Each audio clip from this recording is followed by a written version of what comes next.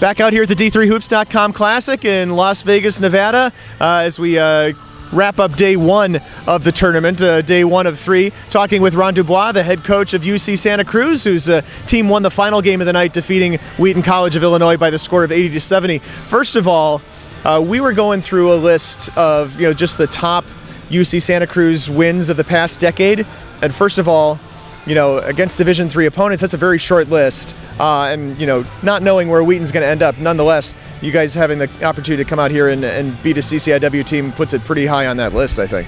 Yeah, it was a great win for our guys, and any experience where we play, high-level Division III teams, or we travel even outside the West Coast, or they come out west, it's great for us to see the level that we need to get to one day be in the NCAA tournament.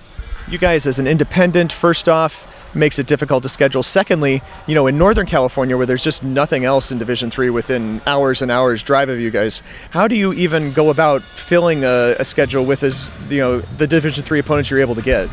Well, we try to play as many Division III games as we can in November and December before everyone gets into conference. So our schedule is usually pretty heavily front-loaded. Luckily, we live on the beach and we're in a great location.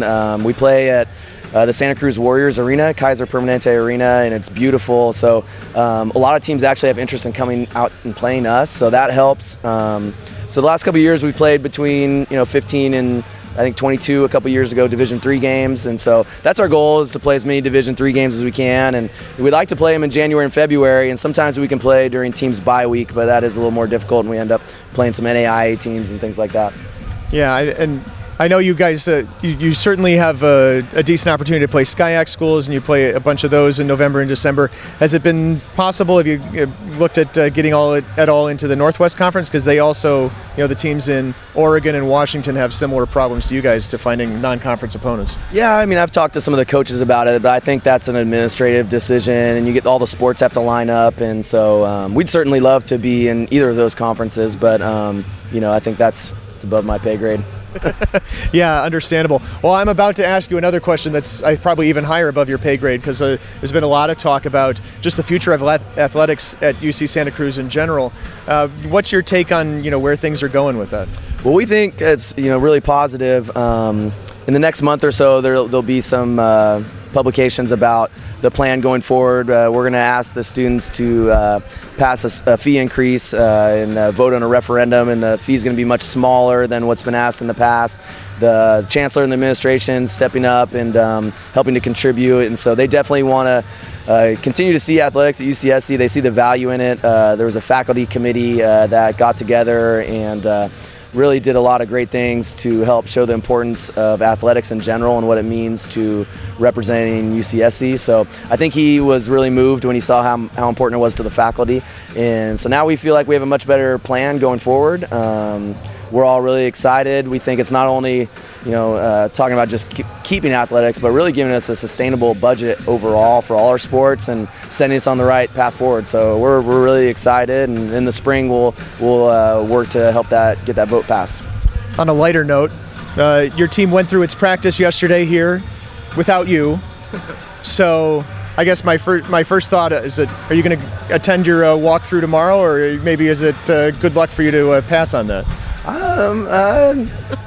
We'll see. I mean, I really enjoyed the practices probably more than the game. So, but if it helps us win, I might need to do it. Yeah, it was a long day of travel, and we eventually got here. But it was good to kind of come back after the break, the holiday break, and the guys. We feel like we're continuing to get better, and we're excited about the rest of the year. And I really love our team.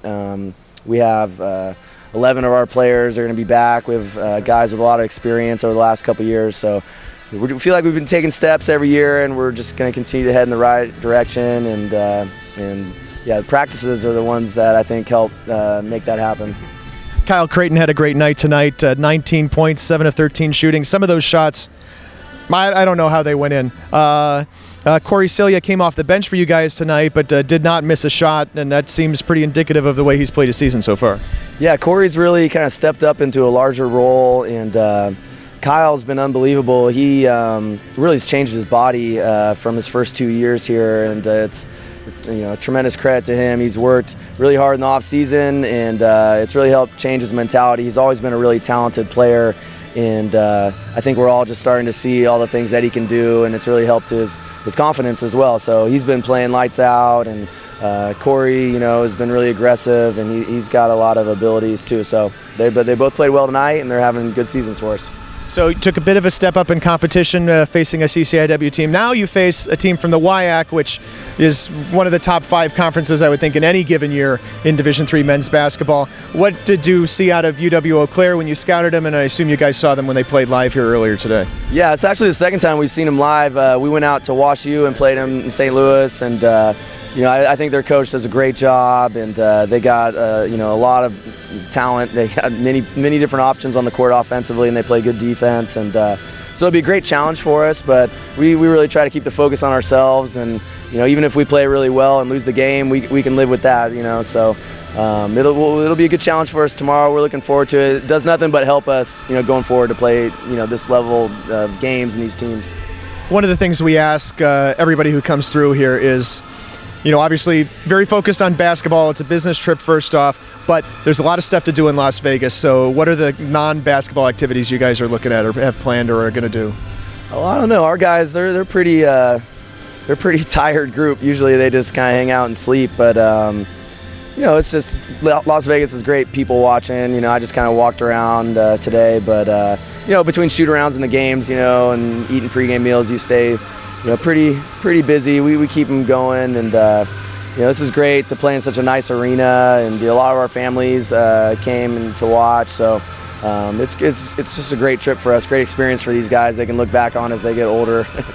Well, I guess I have to ask, how does this compare to the place where you guys play, where in Santa Cruz with Kaiser Permanente Arena is the name I was looking for. There we go. Yeah. It's similar. I don't know the attendance, how many seats here, but KP Arena seats like 3,000. It's nice. It's got the NBA lights and everything. So, it's cool. We got a chance to play Arizona State earlier in an exhibition too. So, our guys have had some, great experiences playing in some really nice places. So, we're lucky. So Ron DuBois, the head coach of UC Santa Cruz, his team defeated Wheaton College of Illinois in their opener 80-70 here at the D3Hoops.com Classic.